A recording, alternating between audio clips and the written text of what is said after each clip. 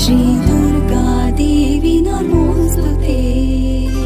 गिरिनन्दिनि नन्दितमेदिनि विश्वविनोदिनि नन्दनुते गिरिवरविन्ध्य शिरोधिनि वासिनि विष्णुविलासिनि जिष्णुनुते भगवति हेशिति कण्ठकुटुम्बिनि भूरि कुटुम्बिनि भूरि कृते जय जय हे महिषासुरमर्दिनि रम्यकपर्दिनि शैलसुते पापनाशिन्यै नमः क्रोधशमन्यै नमः दुर्भगायै नमः